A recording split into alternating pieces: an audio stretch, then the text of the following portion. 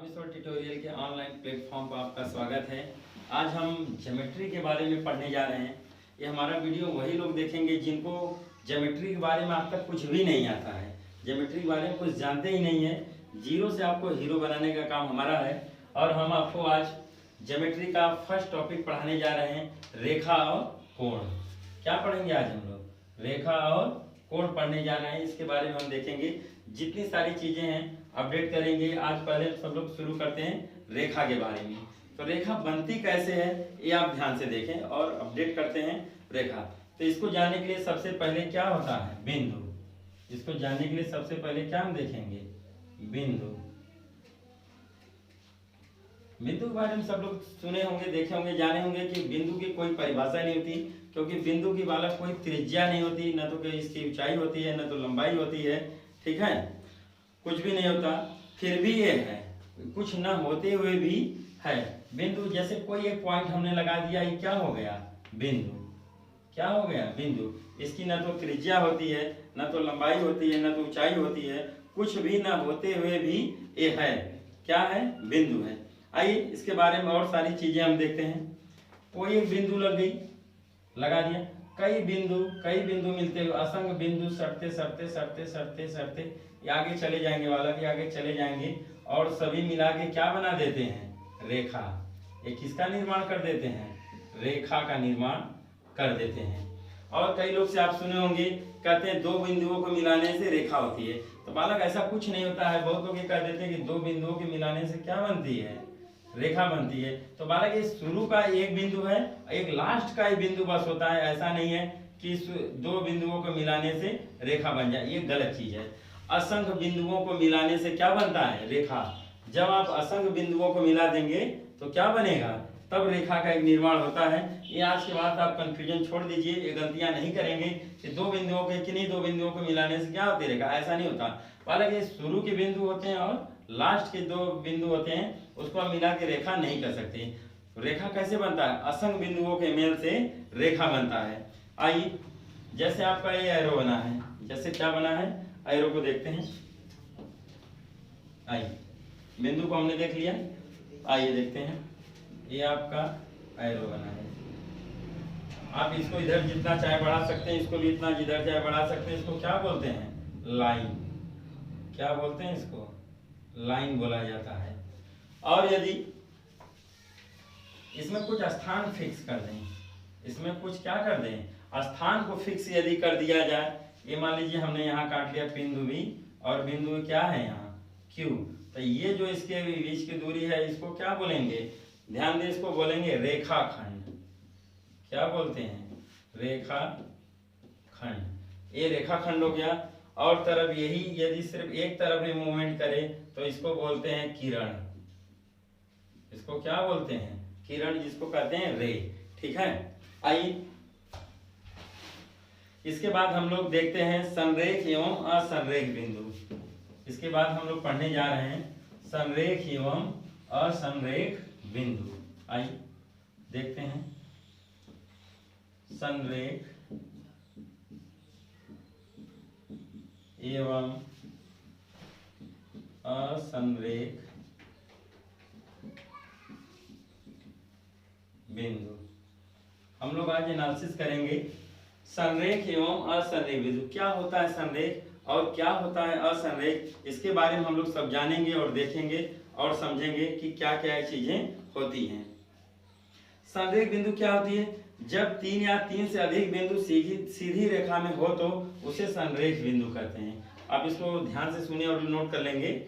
जब तीन या तीन से अधिक बिंदु सीधी रेखा पर हो तो उसे क्या कहते हैं? संरेख बिंदु। जैसे ये है आपका, तीन या तीन से अधिक होनी चाहिए, ये क्या हो गए? संरेख बिंदु। और भी कर सकते हैं आप, और भी जा सकते हैं आप। तो क्या हो गया है? संरेख बिंदु। क्या हमने कहा? जब तीन या तीन से अधिक बिंदु सीधी रेखा पर हो तो उसे हम क्या कहते हैं? संरेख बिंदु। इसके बाद हम चलते हैं असंरेख बिंदु क्या होती है वो देखते हैं।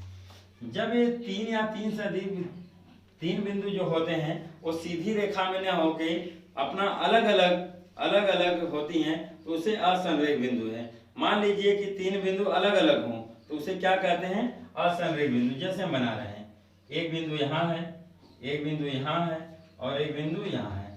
अब इन तीनों बिंदुओं को आप मिला दीजिए तो इसे हम कहेंगे असंरेख बिंदु। इसे हम क्या कहेंगे, असंरेख बिंदु। और असंरेख बिंदु से किसका निर्माण हो गया, त्रिभुज का निर्माण हो गया। असंरेख बिंदु से किसका निर्माण हो गया, त्रिभुज का निर्माण हो गया।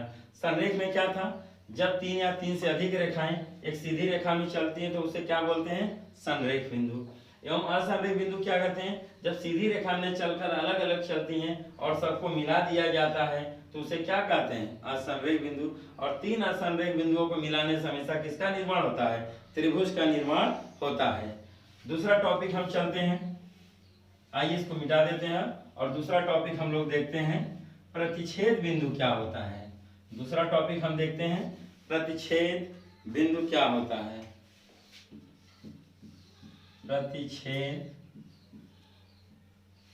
बिंदु क्या होता है, इसके बारे में हम लोग आज एनालिसिस करेंगे। प्रतिच्छेद बिंदु क्या होता है, इसके बारे में हम लोग एनालिसिस आज। आइए हम लोग प्रतिच्छेद बिंदु के बारे में जानते हैं, क्या होता है प्रतिच्छेद बिंदु, कैसे होता है, क्या होता है। मतलब जब तक ये आप लोग जानेंगे नहीं सब सारी चीजें, तब तक हम ज्योमेट्री नहीं सीख सकते। इसलिए 2-3 चीजें जो मेन इंपॉर्टेंट हो मैं बता दे रहा हूँ। उसके बाद ज्योमेट्री आपको जिंदगी में कभी पढ़ने की जरूरत नहीं होगी, एक बार आप देखेंगे ज्योमेट्री आपको तुरंत आ जाएगी। अब ध्यान देते हैं, प्रतिच्छेद बिंदु क्या होता है। जब 2 या 2 से अधिक रेखाएं एक ही बिंदु से गुजरती हैं तो उसे प्रतिच्छेद बिंदु कहा जाता है। क्या होता है, जब एक ही बिंदु से, जब 2 या 2 से अधिक रेखाएं एक ही बिंदु से गुजरती हैं तो उसे प्रतिच्छेद बिंदु कहा जाता है। आइए देखते हैं कैसे होता है, आइए इसके बारे में भी जाना जाए, कैसे होता है, कैसे कार्य करता है, कहाँ ये जाता है। ये है बीच का आपका मेन केंद्र है, इसको हम मान लेते हैं क्या है, ओ। इसको हम क्या मान लेते हैं, ओ। यहाँ से रेखाएं गुजरती हैं, ये रेखा आपकी है क्या, ए से बी, और ये आपका क्या है, सी से डी रेखा हो गई। फिर आपका ये है ई से एफ, इसको बना देता हूं मैं, ये हो गया ई से एफ, और इसको बना देते हैं जी से एच। एक चीज कॉमन जो आप देख रहे होंगे, जितनी भी रेखाएं सब गुजर रही हैं यहीं से होकर केंद्र से गुजर रही हैं। तो देखिए जब एक ही बिंदु से कई रेखाएं गुजरती हैं तो उसे क्या कहते हैं हम, प्रतिच्छेद बिंदु। यही आपका वो जो है क्या है, प्रतिच्छेद बिंदु है। इसके बारे में आप जानते रहिए, प्रतिच्छेद बिंदु क्या होता है, इसका बहुत सारा काम पड़ेगा। जब हम लोग देखेंगे तो बहुत सारी चीजें जानेंगे और समझेंगे और देखेंगे। तो जब देखिए जितनी भी रेखाएं सब कहाँ से गुजर रही हैं, बिंदु ओ से ही गुजर रही हैं। तो जब एक या एक से अधिक रेखाएं जब एक ही बिंदु से गुजरना शुरू करें तो उसको हम क्या बोलते हैं, प्रतिच्छेद बिंदु। जब 2 या 2 से अधिक रेखाएं एक ही बिंदु से गुजरना शुरू करें तो उसी को हम क्या कहेंगे, प्रतिच्छेद बिंदु कहेंगे। ठीक है, अगला टॉपिक देखते हैं। हम रेखा के बारे में जानते हैं कि रेखा कितने प्रकार की होती हैं। तो कुल रेखाएं बालक आपकी होती हैं, मेन जो है 5 प्रकार की होती हैं। रेखा कितने प्रकार की होती हैं, 5 प्रकार की होती हैं। पहली रेखा को हम देखते हैं, तो पहली रेखा आपकी होती है वक्र रेखा। पहली रेखा क्या होती है, वक्र रेखा, जिसको कहते हैं कर्व लाइन। पहली क्या होती है, वक्र रेखा। और आपका दूसरा होता है जो होता है सरल रेखा, सरल रेखा। और तीसरा आपका कौन सा होता है, संगामी रेखा। तीसरा क्या होता है, संगामी रेखा। और चौथा होता है समानांतर रेखा या समांतर रेखा।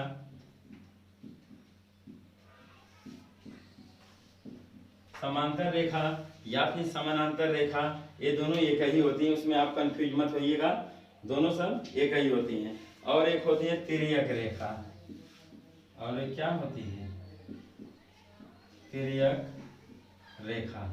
इनके बारे में हम बारी बारी से जिक्र करेंगे और जानेंगे कि कैसे होता है, क्या होता है। वक्र लाइन क्या होती है, जो ऊपर नीचे गति करते हुए आगे बढ़ती है, इसको क्या बोलते हैं, वक्र रेखा। वक्र रेखा जो है अपने स्थान पर विचलित होते हुए चलती है। वक्र रेखा क्या होती है? अपने स्थान पर विचलित होते हुए चलती है, तो इसको हम क्या बोलते हैं? वक्र रेखा। और इसके बाद आप आता है आपका सरल रेखा। सरल रेखा क्या होता है? जो सीधी लाइन में चले उसे क्या कहेंगे? सरल रेखा। ये क्या हो गया? सरल रेखा। इसके बाद आता है संगामी रेखा। इसके बाद क्या आता है? संगामी रेखा के बारे में हम जानते हैं और देखते हैं। रेखा के बारे में हम जानते हैं, देखते हैं कि संगामी रेखा क्या होती है और इसके बारे में सीखते हैं।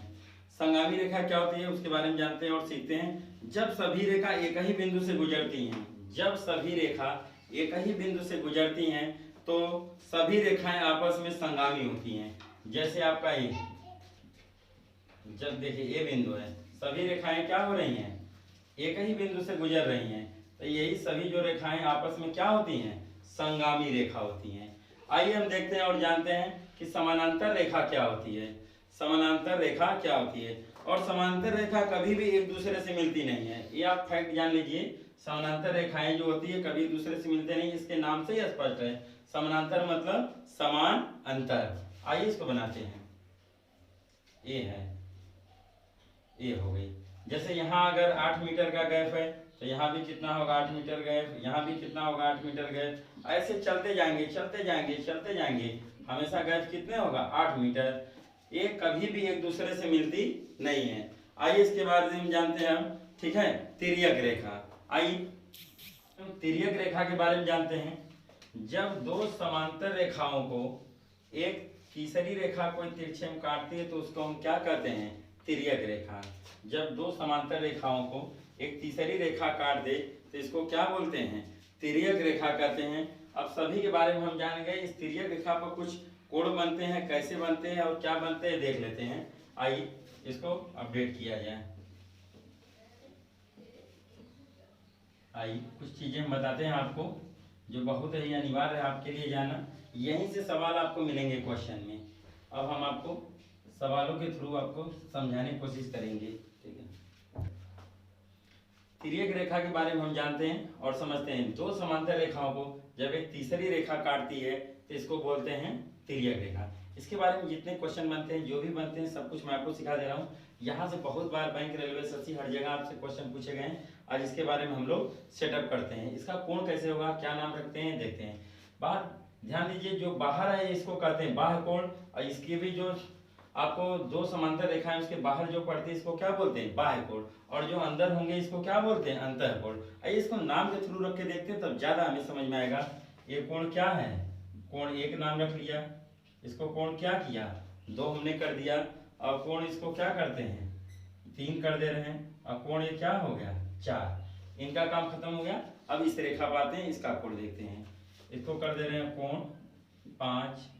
ये हो गया कोण आपका 6। और ये कोण हो गया आपका 7। और ये हो गया कोण आपका 8। ये आपके इतने सारे कोण बने। एक तिर्यक रेखा काटने से इतने सारे कोण बनेंगे। कितने बनेंगे? दो समांतर रेखाओं पर एक जब तिरछी रेखा काटती है तो इसको बोलते हैं तिर्यक रेखा, और यही आपके 8 कोण बनेंगे। अब ध्यान से देखिए, ये जो दो समांतर रेखा इसके जो बाहर हैं, एक और कोण 2, ये क्या है? बाह्य कोण। और इसके ये जो आपकी समांतर रेखा इसके भी जो बाहर है, जो बाहर बाहर है मतलब रेखा की इधर बाहर और रेखा के इस साइड में बाहर, ये क्या हो गए? आपके बाह्य कोण।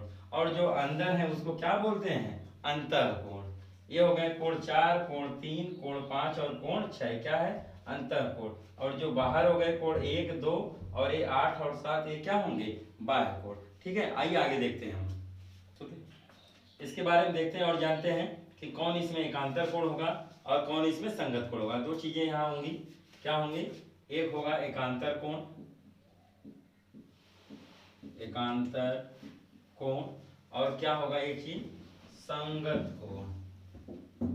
ये बहुत जानना आपके लिए इंपॉर्टेंट है कि कैसे काम करता है, कैसे जानते हैं, कैसा होता है, कैसे काम करता है। एकांतर का नाम से स्पष्ट होगा, एक का अंतर। देखिए एक का अंतर, जैसे कोण 3 बराबर कोण क्या होगा? 5। कोण 3 बराबर क्या होगा? कोण 5, क्योंकि एकांतर हो रहा है। कोण 3, फिर उसके बीच आगे कौन है? कोण 4, फिर क्या आ गया? 5। तो हो जाएगा एकांतर कोण में कोण 3 बराबर क्या हो जाएगा? कोण 5। और जैसे है कोण 6 बराबर कोण कितना है, कोण 4 बराबर कोण क्या हो जाएगा 6। देखिए एकांतर देखिए कोण 4 है तो एकांतर हुआ 5 और क्या आ गया अगला 6। एकांतर हुआ कि नहीं, 4 है 5 अंतर गया, एक अगला आ जाएगा 6। तो कोण 4 का एकांतर कोण कितना होगा, कोण 6। आते हैं अब संगत कोण के बारे में देख लेते हैं कि संगत कोण किसके कहते हैं। संगत मतलब संघाती से लिया जाता है। संगत कोण होता है लाइन के ऊपर, ठीक है, यदि कोण 1 हो तो लाइन के नीचे वाले के ऊपर जो होगा कोण क्या होगा 5। जैसे देखिए यहाँ पे क्या है, कोण इस लाइन के ऊपर यहाँ है कोण 1, तो लाइन के ऊपर वाला कोण कितना है 5। जब भी होंगे बराबर होंगे। अगर ये 100 अंश है तो ये भी 100 अंश होगा, ये 50 अंश है तो ये भी 50 अंश होगा, ये 20 अंश है तो ये भी 20 अंश होगा। तो इसका ये संगत हो गया, यानी क्या हो जाएगा, कोण 1 बराबर क्या हो जाएगा, कोण 5। यहां से भी देखना चाहें कोण 2 किसके बराबर होगा, लाइन के ऊपर है ना, तो यहाँ भी लाइन के ऊपर ही देंगे, यानी कोण 2 बराबर किसके होगा, कोण 6 के बराबर होगा। तो ये हो गया आपका कोण 2 बराबर कोण 6। यहाँ देखते हैं कोण 4 किसके बराबर होगा, लाइन के इस साइड में इसके नीचे है तो लाइन के साइड में इसके नीचे देखेंगे, यानी कोण 4 बराबर क्या हो जाएगा, कोण 8। तो यहाँ हम लिख दे रहे हैं, इधर लिख दे रहे हैं, कोण 4 बराबर क्या हो जाएगा, कोण 8 हो जाएगा। इसको भी देख लेते हैं, लाइन के नीचे है ये भी क्या है 7, लाइन के नीचे, तो कोण 3 बराबर कोण कितना हो जाएगा 7। इसको भी अगर देखना चाहें आप, ये तो पहले हम देख चुके हैं, तो सब हमने आपको सब निकाल के दिखा दिया कि कैसे कैसे ये अपडेट हो रहे हैं। आगे देखते हैं, आइए हम कुछ उदाहरण के थ्रू आज देखते हैं कि कैसे काम करता है, कौन किसका कोण होगा। आज के बाद आपको इस टाइप में कोई दिक्कत नहीं होगा, जब भी कोण आएगा आप तुरंत पकड़ लेंगे कौन सा कोण है, क्या हो रहा है, कहाँ जा रहा है, कैसे होगा। आइए देखते हैं, ये आपकी हो गई 2 समानांतर रेखाएं, ये हो गई आपकी 2 समानांतर रेखाएं, इसको एक तिर्यक रेखा काट रही है। आइए इसको सीखते हैं और जानते हैं कि कैसे कैसे काम करेगा, कैसे होगा, क्या होगा, कहाँ जाएगा, इसको हम फॉलो करते हैं, ठीक है। आइए मान लीजिए कोण इसका मान हमने दे दिया 60 अंश, कितना दे दिया 60 अंश, क्योंकि देखिए ये अगर 60 अंश है तो ये कितना होगा 120 अंश हो जाएगा। अगर ये कितना है 60 अंश है तो ये कितना हो जाएगा 120 अंश। क्यों, क्योंकि जो सीधी रेखा होती है वो हमेशा कितना होती है 180 अंश का कोण। यहाँ आपको मैं दिखा दे रहा हूँ, एक सीधी रेखा हमेशा कितना बनता है 180। सीधी रेखा या कहें इसको सरल रेखा, क्या बोलते हैं सरल रेखा। सरल रेखा पर हमेशा कोण कितना बनता है 180 अंश का कोण, हमेशा कितना बढ़ेगा 180 अंश का कोण। तो जब ये 60 हुआ तो ये कितना हो जाएगा 120, ये हो जाएंगे। यहाँ का अगर हमको मालूम करना है तो आप इस कोण की वजह से देख सकते हैं, एकांतर कोण से भी हम पता कर सकते हैं। जैसे देखिए कोण यहाँ क्या था 3 बराबर कोण क्या था 5, एक कोण 3 बराबर क्या था कोण 5। अगर इसका मान मालूम करना है तो यहाँ से भी देखिए मालूम कर सकता है, क्योंकि देखिए ये भी तो एक सीधी रेखा है, ये भी क्या है एक सीधी रेखा हमारी है। तो जब सीधी रेखा होती है तो कोण कितने का होता है 180 अंश। सीधी रेखा कितने कोण होता है 180 अंश का कोण होता है।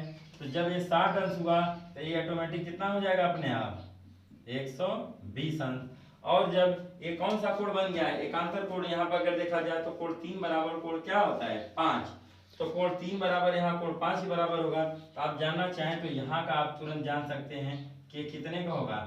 अगर ये 120 अंश है तो ये भी कितना होगा 120 अंश। और यहाँ का भी कोण पता चल जाएगा। एक सरल रेखा हमेशा कितने होती है 180 अंश का होता है, तो 120 ये है तो ये कितना होगा बालक, ये हो जाएगा आपका 60 अंश। अगर ये 120 अंश है तो ये कितना हो जाएगा 160 है, क्योंकि एक सीधी रेखा जो होती है एक सरल रेखा जो होती है कितना होती है 180, जब 120 है तो कितना होगा 60। एक चीज और भी जानते रहेंगे इसके बारे में, तीसरी चीज हो गया, हमने 2 चीज देखा था, एकांतर कोण देखे थे और संगत कोण देखे थे। 2 कोणों के बारे में हमें जानकारी मिली थी और सबको बारी बारी से हम लोग टेस्ट करेंगे, जानेंगे, जिस माध्यम से जानेंगे। एक होता है शीर्षाभिमुख कोण। शीर्षाभिमुख कोण होता है कि जिसका मुख क्या हो दोनों के आमने सामने हो, वो हमेशा क्या होते बराबर। अगर ये 60 था वाला तो ये भी 60 होगा। देखिए आमने सामने है कि नहीं कि दोनों कोण, तो अगर 120 है तो ये भी क्या होगा 120 अंश का कोण होगा। आइए ध्यान देते हैं, संगत कोण के भी माध्यम से आप जान सकते हैं।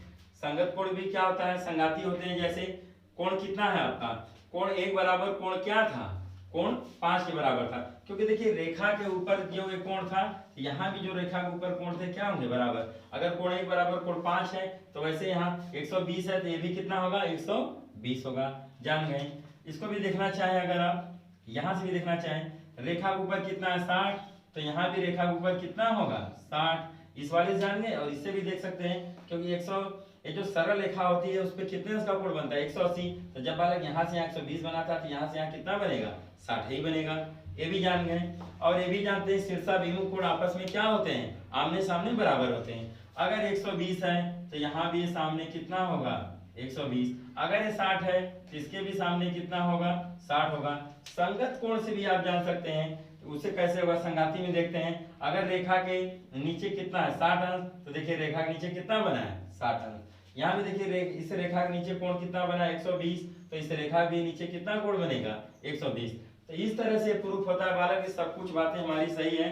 संगत कोण आपस में बराबर होते हैं, एकांतर कोण भी आपस में बराबर होते हैं, और शीर्षाभिमुख कोण होते हैं, मतलब जिनके दोनों के मुंह क्या हो आमने सामने हो, वो हमेशा एक दूसरे के क्या होते हैं बराबर होते हैं। आप टेस्ट भी कर सकते हैं। 120 है तो ये 20 के सामने 120, ये 60 है तो ये भी 60, 120 है तो ये भी 120, ये 60 है तो 60 है। क्वेश्चन कैसे पूछे जाएंगे, क्वेश्चन आपको दे दिया गया, जैसे यहाँ का आपको कोण दे दिया गया 120 अंश है, यहाँ क्या किया जाएगा क्वेश्चन मार्क। हम सब लोग जानते हैं कि संगत कोण आपस में बराबर होते हैं। अगर 120 है तो इसका भी संगत कोण आपस में बराबर होगा, यहाँ भी कितना हो जाएगा 120, क्योंकि देखिए रेखा के नीचे का कोण है तो रेखा के नीचे का ही कोण देखेंगे, ये भी क्या हो जाएगा 120। ऐसे आप जान सकते हैं, ठीक है। इसके बारे में आप जानते रहिए और देखते हैं, हम लोग बताते हैं। एक ही तरफ के दोनों अंतः कोण, ये दोनों क्या है अंतः कोण, ये भी दोनों क्या है अंतः कोण, या एक ही तरफ के दोनों क्या होते हैं बाह्य कोण। एक ही तरफ के देखिए ये बाह्य है ये बाह्य है, एक ही तरफ के दोनों बाह्य, इधर क्या होगा ये होगा और ये होगा, इनका योगफल हमेशा 180 अंश होता है। एक ही तरफ के दोनों अंतः कोण एवं एक ही तरफ के दोनों बाह्य कोणों का योगफल हमेशा 180 अंश होता है। एक ही तरफ के दोनों अंतः कोण एवं एक ही तरफ के दोनों बाह्य कोण का योगफल हमेशा 180 अंश होता है। आइए मैं प्रूफ करके दिखाता हूँ। आइए एक ही तरफ के दोनों अंतः कोण देखिए, ये है अंतः कोण दोनों, 120 और 60 मिलके कितना हुआ 180। एक ही तरफ के बाह्य देखते हैं कोण, 120 है और कितना है 60 है, जोड़ लीजिए 120 और 60 कितना हुआ 180। इधर भी प्रूफ करके देखते हैं। एक ही तरफ के दोनों अंतः कोणों का योगफल कितना होता है 180, 120 और 60 कितना हुआ 180, और 60 और 120 देखिए एक ही तरफ के दोनों बाह्य, इधर का भी बाह्य देखिए इधर का भी बाह्य देखिए कितना हुआ 180 अंश। यानी एक ही तरफ के दोनों अंतः कोण एवं एक ही तरफ के दोनों बाह्य कोणों का योगफल हमेशा कितना होता है 180 अंश। यानी अगर बालक यहाँ का आपको कोण दे दिया गया है और यहाँ पूछ लिया गया तो इसमें क्या जोड़ दें कि 180 हो जाए, तुरंत आप जान जाएंगे और पता कर लेंगे हमको कि कैसे करना है, ठीक है। आइए हम अभी तो एक उदाहरण ली, एक कोई और उदाहरण लेके समझे तब हमें ज्यादा समझ में आएगा कि हमने जो बातें कही वो एकदम क्या है 100% सत्य है। ऐसा नहीं कि जो हमने बताया उसी पाएगा, कुछ और लेके देखते हैं। आइए एक उदाहरण आपको और देता हूँ मैं, कैसे काम कर रहा है, क्या हो रहा है, क्या होगा, इसको हम अपडेट करते हैं। ये हो गई आपकी दो समानांतर रेखाएं और इसको एक क्या काट दी तिर्यक रेखा। यहाँ से बहुत सारे सवाल आते हैं। अगर हमने बालक मान लिया है कोण कितना है 100 अंश, कितना मान लिया 100, क्योंकि एक सीधी रेखा पर कोण हमेशा कितने का होता है 180 अंश का कोण बनता है। एक सीधी रेखा पर हमेशा कोण कितने का बनता है 180 अंश का कोण बनता है। तो यहाँ अगर 100 है तो यहाँ पे कितना होगा 80, क्योंकि दोनों मिलके 180 होने चाहिए। अभी अभी हमने देखा वाला कि शीर्षाभिमुख कोण आपस में क्या होते हैं समान, शीर्षाभिमुख, ठीक है, सम्मुख कोण कहें या उसको कहते हैं शीर्षाभिमुख कोण, दोनों क्या होते हैं एक ही नाम है दोनों का, शीर्षाभिमुख कहें चाहे हम सम्मुख कोण कहें, दोनों क्या होते हैं एक ही है। आइए देखते हैं। तो यानी कि शीर्षाभिमुख जिसके मुख दोनों क्या हो आमने सामने हमेशा क्या होंगे बराबर। अगर यहाँ एक 80 अंश का बना है तो ये भी कोण कितने का बनेगा 80। अगर ये 100 बना है तो ये कितने का बनेगा, ये भी 100 अंश का बनेगा। संगत कोण से भी देख सकते हैं। अगर ये रेखा जो है आपकी समानांतर रेखा, इसके ऊपर 100 है तो यहाँ भी जो रेखा एक बनी है इसके ऊपर भी कितना बनेगा 100 अंश का ही कोण बनेगा। यहाँ से भी देख सकते हैं, संगत कोण से भी देख सकते हैं कि जो रेखा है आपकी इसके ऊपर 80 अंश का कोण बना है तो इस रेखा के ऊपर भी कितना बनेगा 80 अंश का कोण बनेगा। या फिर एक सरल रेखा देख सकते हैं, सरल रेखा हमेशा कितना होता है 180, तो ये 100 है 80 है तो दोनों मिलकर 180 हुए, यानी बात हमारी सही है। आइए संगत कोण और भी देखते हैं। ये आपका कितना है, एक सरल रेखा हमेशा 180 होती है, ठीक है। तो ये 80 है, तो यहाँ कितना होगा, ये रेखा है तो 180 का कोण बनेगा ही बनेगा। तो जब 80 है तो ये कितना होगा, 100 अंश का। या फिर शीर्षाभिमुख से देख लीजिए, या उसी को कहते हैं सम्मुख कोण, जिसके मुख क्या हो, आमने सामने। अगर ये 100 अंश है, ये भी 100 अंश है। यहाँ भी देख लीजिए शीर्षाभिमुख कोण है, ये 80 है तो ये भी कितना होगा, 80 अंश का कोण होगा। तो देखिए अगली सवाल पर भी हम दिखाए थे कि सब कुछ बराबर हुआ, इस सवाल पर भी हमने दिखाया कि सब कुछ बराबर हुआ और हमको कोई दिक्कत भी नहीं हुआ। ऐसे आप इस तरह के सवालों को निकालेंगे, वाला कोई एक देगा दूसरा पूछेगा, या तो एकांतर वाले नियम से देगा, या तो संगत कोण से देगा, या तो सम्मुख कोण, या मैंने अभी जो बताया शीर्षाभिमुख कोण, इससे आप निकाल लीजिएगा, कोई भी दिक्कत नहीं होगा। आपको अगर कोई दिक्कत हो वाला तो हमें कमेंट बॉक्स में जरूर कमेंट करिएगा, हम उसको और बढ़िया से बताएंगे। अगर कोई दिक्कत होगा तो इस वीडियो को फिर से हम रिलीज करेंगे और देखेंगे, जो भी दिक्कतें होंगी उसको हम दूर करेंगे। पर हमने इतने बढ़िया से आपको बता दिया कि कोई दिक्कत नहीं होना चाहिए। आगे चलते हैं, कुछ और चीजें हम देखते हैं, ठीक है। हमने आज आपको इन सब चीजों के बारे में जो सिखाया, आप अपने घर पे एक बार जाए, घर पे सब कुछ एनालिसिस करके देख लीजिएगा, समझ लीजिएगा, और कोई भी दिक्कत होता है तो आप हमें कमेंट बॉक्स में जरूर बताइएगा। और बालक हमारे चैनल को रामेश्वर ट्यूटोरियल नाम से जो है उसको सब्सक्राइब जरूर कर लीजिएगा, और बेल आइकन को, घंटी को जरूर से ऑन कर लीजिएगा, जिससे हम जो भी आपको वीडियो अपलोड करें वो आपको तुरंत पहुंचे और उसको देखते रहें आप लोग। और कोरोना का समय चल रहा है, इस समय दिक्कतें बहुत सारी हैं, चुनौतियां बहुत हैं, पर हम रुकने वाले नहीं हैं, हम लोग चलते रहेंगे। और जो भी वैकेंसी आ रही है, यूपी पुलिस, यूपीएसआई चल ही रहा है, इसमें फॉर्म आवेदन हो रहा है, आप लोग फॉर्म फिल कर लीजिए और पढ़ते रहिए। हम दावा करते हैं बालक कि हम आपको दरोगा बना के ही छोड़ेंगे, कोई दिक्कत नहीं होगा। जो भी दिक्कतें होंगी आप कमेंट बॉक्स में हमें कमेंट किया करिए, और सब चीजों को हम दूर करते रहेंगे। एक एक टॉपिक को हम रोज लेके आते रहेंगे और आपको कोई दिक्कत नहीं होगा। जो भी दिक्कत हो आप हमें खुलकर बताया करिए, कोई दिक्कत नहीं होगी, हर चीज को हम अपडेट करेंगे। और किसी भी प्रकार का आपको दिक्कत हो तो जरूर से जरूर कमेंट बॉक्स में हमें प्रेषित करिएगा। आज के लिए बस इतना ही, धन्यवाद। रामेश्वर ट्यूटोरियल चैनल को सब्सक्राइब करना न भूलिएगा। जय हिंद, जय भारत।